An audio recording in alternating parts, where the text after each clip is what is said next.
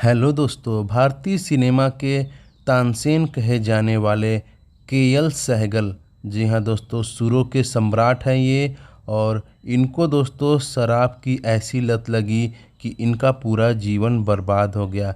कैसे दोस्तों इस फिल्म इंडस्ट्री में इस सुपरस्टार के साथ क्या क्या घटनाएं घटी और के.एल. सहगल की पूरा जीवन परिचय आज के वीडियो में हम आपको बताएंगे। तो वीडियो को लाइक करिए, चैनल पर नए हैं तो सब्सक्राइब करना बिल्कुल मत भूलिएगा। चलिए दोस्तों वीडियो को शुरू करते हैं। बात करें कुंदन लाल सहगल यानी कि के.एल. सहगल को भारत का पहला सुपर सिंगर कहा जाए तो कोई गलत नहीं होगा। सहगल भारतीय फिल्म इंडस्ट्री के पहले गायक और इनके बाद आने वाली पीढ़ी के गायकों के आदर्श रहे हैं। बहुत से सिंगर्स ने अपने प्लेबैक सिंगिंग का सफ़र सहगल साहब की नकल करते हुए शुरू किया। मशहूर तिकड़ी मोहम्मद रफ़ी, किशोर कुमार और मुकेश ने जहां इन्हें अपना गुरु माना, वहीं मुकेश ने अपने करियर के शुरुआती समय में गीत दिल जलता है तो जलने दे को सहगल की आवाज़ में गाकर सबको चौंका दिया था। यही नहीं दोस्तों, के.एल. सहगल का जन्म 11 अप्रैल 1904 को जम्मू में हुआ था, लेकिन बहुत से लोगों को मत है कि उनके जन्म की असली तारीख 4 अप्रैल थी। सहगल के पिता जम्मू में तहसीलदार थे। उनकी माताजी रोज मंदिर जाया करती थी और साथ में नन्हे कुंदन को भी लेकर जाती थी। सहगल को संगीत की शिक्षा किसी गुरु से नहीं मिली। माताजी को मंदिर में भजन गाते देखकर उन्होंने संगीत सीखा। उनके पिताजी को सहगल का यह संगीत प्रेम बिल्कुल भी पसंद नहीं था, इसलिए जब भी वो गाते तो उन्हें पिता की मार झेलनी पड़ती। बता दे दोस्तों, सहगल की उम्र जब 12 वर्ष की थी तभी उनकी आवाज़ किसी कारणवश खराब हो गई।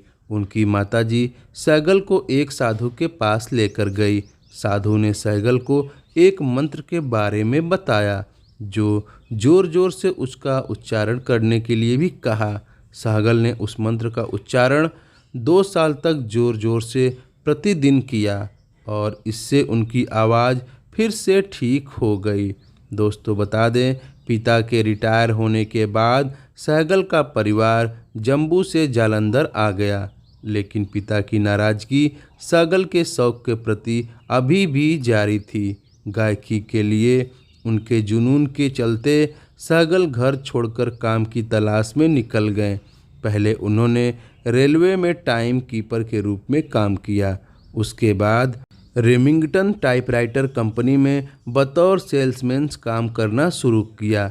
एक बार टाइपराइटर बेचने के लिए उन्हें लाहौर जाना पड़ा, जहां उनकी मुलाकात मेहर चंद्र जैन से हुई।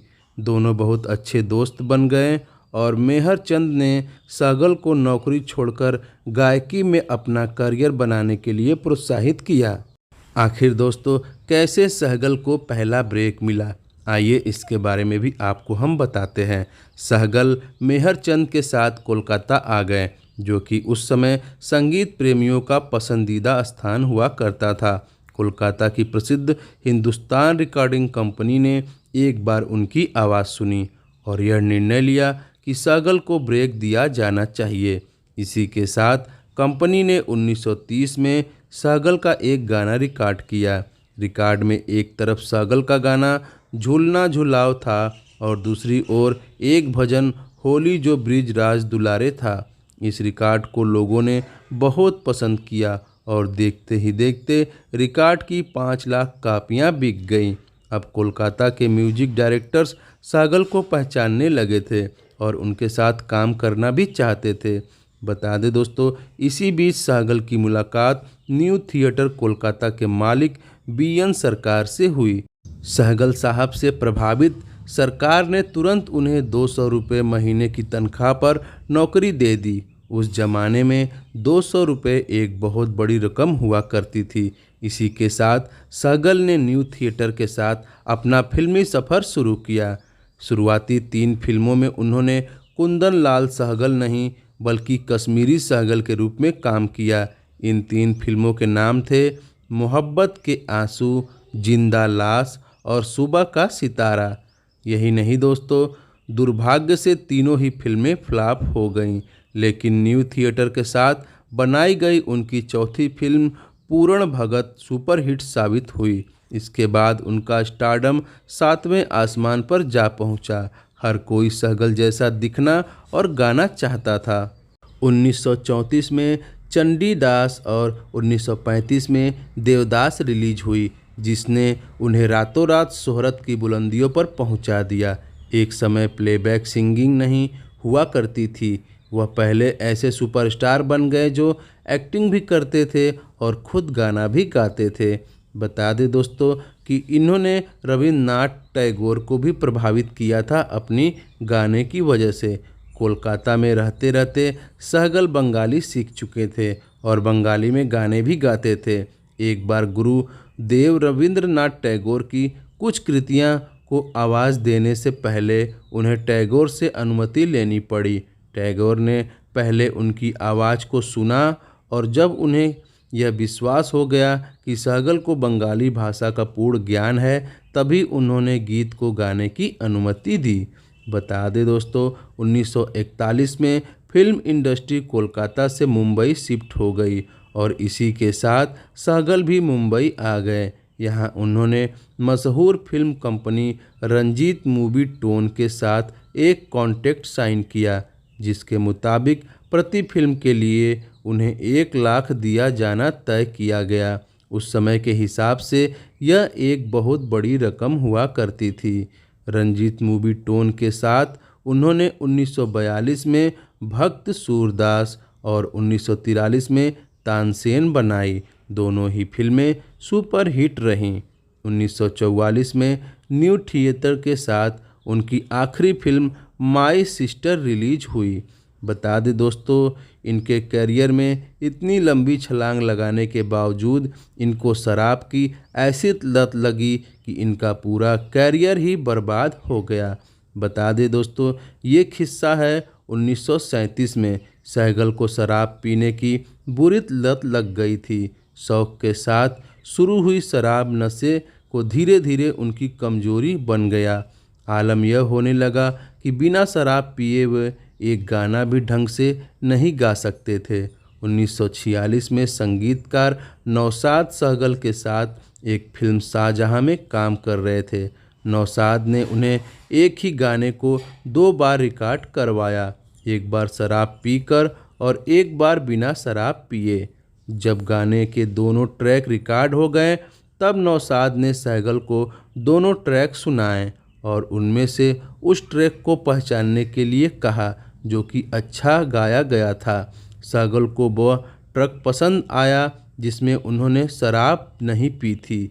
इस पर नौशाद ने उन्हें समझाया कि उन्हें शराब नहीं पीनी चाहिए क्योंकि इससे उनकी गायकी पर बुरा असर पड़ रहा है। इस पर सहगल ने कहा कि अब बहुत देर हो चुकी है और उनका शराब छोड़ना मुमकिन ही नहीं, नामुमकिन है। बता दें दोस्तों, इसी कारण से धीरे धीरे सहगल की तबीयत खराब होने लगी। अपने अंतिम समय में वह मुंबई छोड़कर जालंधर आ गए। 18 जनवरी 1947 को लीवर में खराबी आने की वजह से उनका निधन हो गया। उनकी अंतिम फिल्म परवाना उनके निधन के बाद रिलीज हुई थी। दोस्तों, लता मंगेशकर भी सहगल से शादी करना चाहती थी। सहगल के चाहने वालों की लिस्ट में लता मंगेशकर का नाम भी शामिल है। बचपन में वे अक्सर अपने पिता से कहती थी कि वे जब बड़ी हो जाएंगी तो सहगल से शादी करेंगी। तब लता जी के पिता उन्हें समझाते थे कि जब उनकी शादी की उम्र होगी, सहगल की शादी की उम्र निकल जाएगी। दोस्तों, बता दें कि किशोर कुमार के साथ इनकी मुलाकात कैसे हुई। बहुत से लोगों का मानना है कि किशोर कुमार कभी अपने गुरु सहगल से नहीं मिले। कुछ समय पहले किशोर कुमार के बेटे अमित कुमार ने एक शो में बताया कि बचपन में किशोर कुमार ने अपने भाई अशोक कुमार से सहगल से मिलवाने की जिद की। जब किशोर की मुलाकात सहगल से हुई तो सहगल ने उन्हें एक गाना सुनाने के लिए कहा। किशोर का गाना सुनने के बाद सहगल ने अशोक कुमार को कहा कि तुम्हारा भाई अच्छा गाता है, लेकिन उसमें अंग दोष है, वो गाते हुए हिलता बहुत है। बता दें दोस्तों, सहगल के कुछ प्रसिद्ध गानों के बारे में बात करें तो झूलना झुलावरी में गैर फिल्मी गीत और बालम आए बसो मेरे मन में। वहीं बाबुल मोरा, स्ट्रीट सिंगर और करूं क्या आस नीरस भाई दुश्मन फिल्म की। बता दें दोस्तों, इसके अलावा कई सारे इन्होंने सुपरहिट गाना गाया है शाहजहां मूवी में, और जिंदगी, तानसेन, भक्त सूरदास, दुश्मन जैसे कई सारी फिल्मों में बहुत ही अच्छे और सुपरहिट गाने दिए हैं। केएल सहगल दोस्तों भारतीय सिनेमा के पहले गायक थे और इस तरीके से उनका अंत होगा ये कोई भी जानता नहीं था। आपको इनकी स्टोरी कैसी लगी, अपनी राय और कमेंट जरूर बताइएगा। वीडियो को लाइक करिए, चैनल पर नए हैं तो सब्सक्राइब करना मत भूलिएगा। हम फिर लाएंगे कुछ ऐसी ही इंटरेस्टिंग स्टोरी लेकर। धन्यवाद दोस्तों, जय हिंद, जय भारत।